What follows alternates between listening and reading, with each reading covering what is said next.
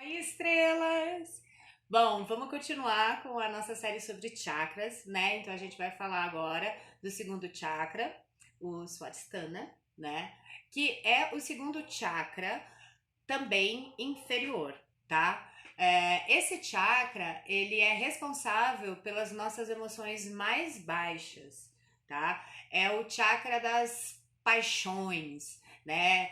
Mas assim, ele também tá ligado à sobrevivência da espécie, né? As relações sexuais, o domínio, né? Sobre o outro, né? Para que você possa perpetuar a sua genética, o seu gen, né?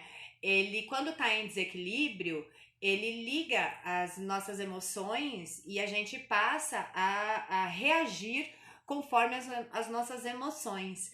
Ele trabalha com a indiferença, com o desdém, com a falta de confiança. E quando ele está em equilíbrio, a gente deixa de reagir às emoções e passa também a trabalhar a nossa autoestima, né? Porque assim como ele lida com a falta de confiança, em equilíbrio ele vai te ajudar também a vencer essa falta de confiança, né? Esse chakra é o nosso centro sexual.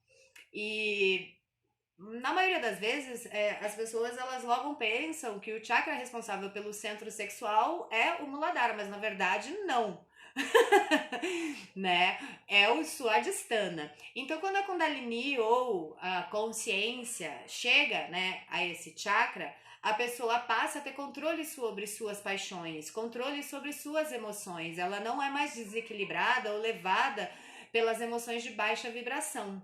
Você deixa de reagir intensamente, instintivamente a qualquer emoção.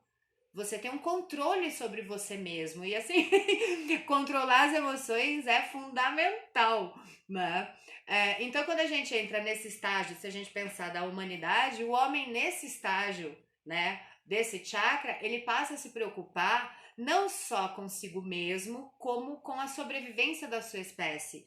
Então, se você perceber, de baixo para cima, como se fosse uma ascensão, é uma evolução de eu me preocupo comigo, Muladhara, com a minha sobrevivência, para eu me preocupo também com a sobrevivência da espécie, né? Só que quando ele está em desequilíbrio, esse chakra usa a sedução, a sexualidade, as paixões como uma forma de controle, tá?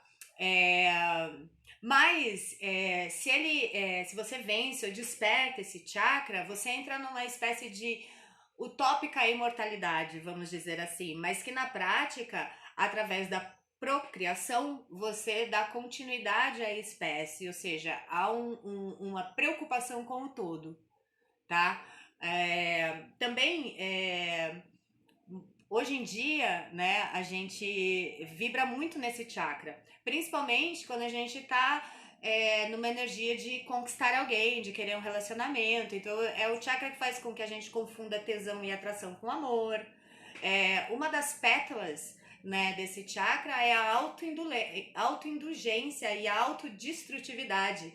Então, quando a gente está numa relação que a gente sabe que não faz bem, por exemplo, a gente está vibrando num desequilíbrio desse próprio chakra. Está sendo autoindulgente, tá num processo de autodestruição emocional. Mas faz de conta que tá tudo bem. Essa autoindulgência é esse tudo bem, né?